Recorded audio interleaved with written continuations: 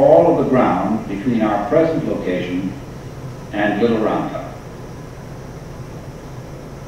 The man who is sometimes called the savior of Gettysburg, General Gouverneur K. Warren, rode to the hill and realized its importance.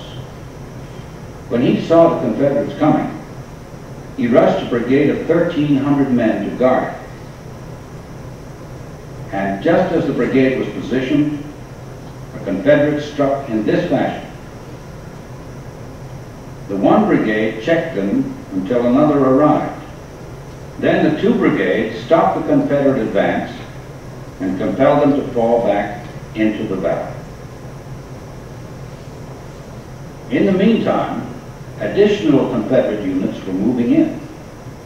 The Union forces in Devil's Den were driven back into the Valley of Death. The Union forces in front of these Confederates were driven back across the wheat field. 7 Union brigades plunged in and regained the wheat field. 4 of these brigades are the same 4 that were back here. They plunged into the front line as reinforcing units. These Confederates were supported by sharpshooters posted among the rocks in the Devil's Den area. The sharpshooters were picking off the Union men on Little Round Top, including some of the prominent Union officers on the southern end of the field. Now Longstreet sent the remainder of his column forward.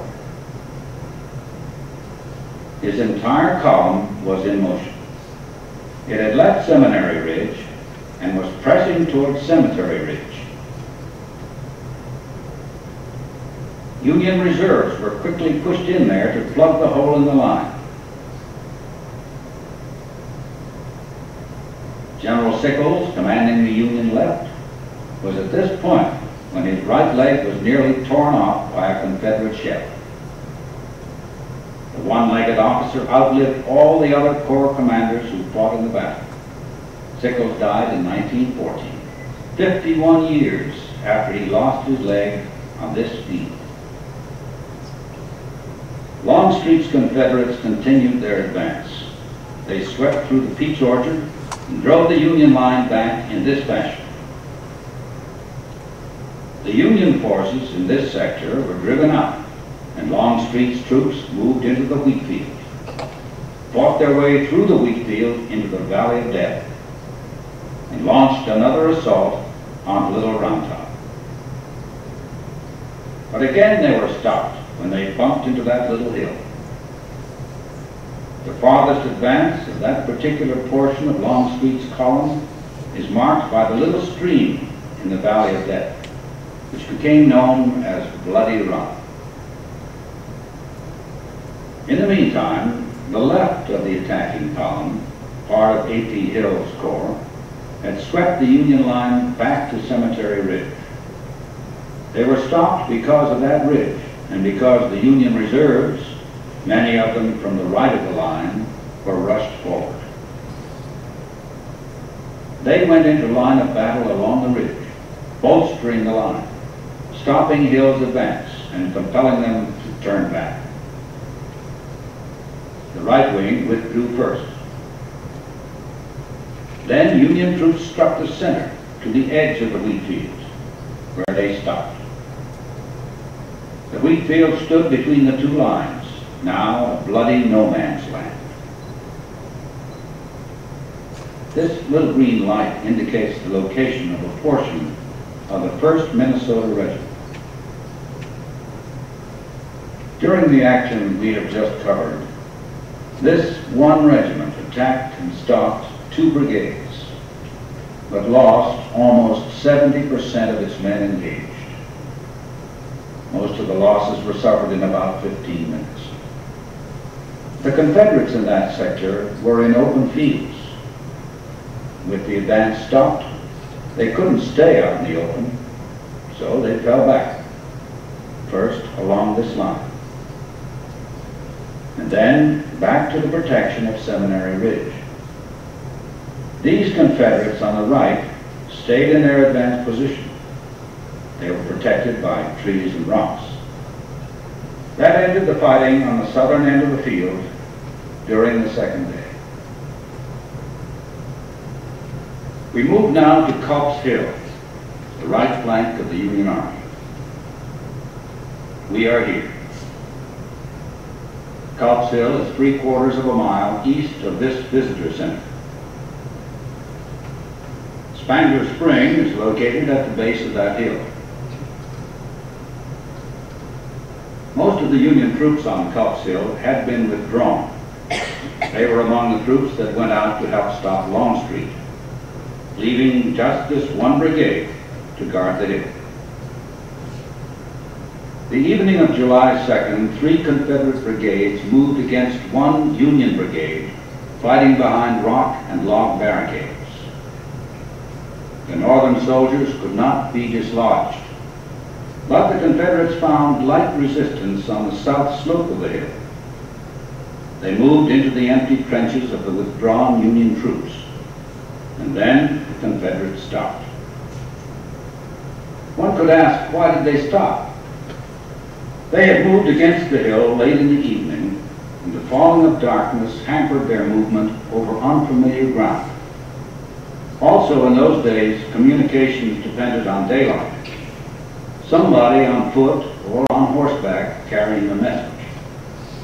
Then too, they were afraid the Union forces might be retiring deliberately, baiting them into a trap.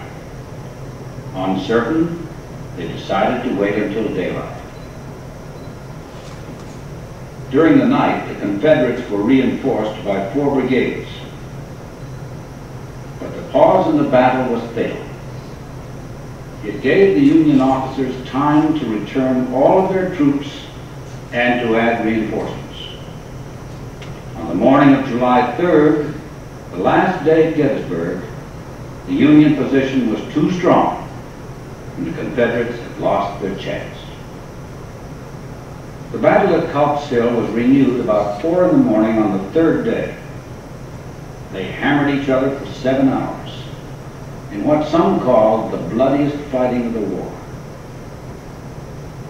About 11 o'clock, the Confederate officers, realizing that it was a waste of life to continue the conflict, ordered their men to withdraw, and in breaking off the engagement, ended the threat to the Union right flank. That brings us to Longstreet's assault, popularly known as Pickett's Charge, considered by some the turning point in the 4-year American Civil War. The attack occurred in the afternoon of the last day at Gettysburg. The Confederates withdrew from Culp's Hill at 11 in the morning. From 11 until 1 in the afternoon, the field was quiet. Lee was preparing the stage for one of the great infantry charges of history. Meade, anticipating that another assault would be made, was preparing to repulse it. They were juggling positions. Finally, the 2 armies were in position along these lines. Lee maneuvered nearly 12,000 men into line of battle. Keep in mind that we are located here. The center of the Union line became known as the high water mark, meaning the high tide of the Confederacy, the high point of a Confederate military achievement. After Gettysburg, the tide of the Confederacy receded. The Union center was separated from the Confederate attacking column by almost a mile stretch of open fields. 12,000 men were going to cross those open fields. Longstreet was fearful. He doubted its chance of success. But Lee knew they were running low on supplies on unfriendly soil and must have the victory which had seemed so close in the last 2 days. He decided that the gain would be worth the risk. Some 150 cannons on Seminary Ridge opened fire upon the Union center.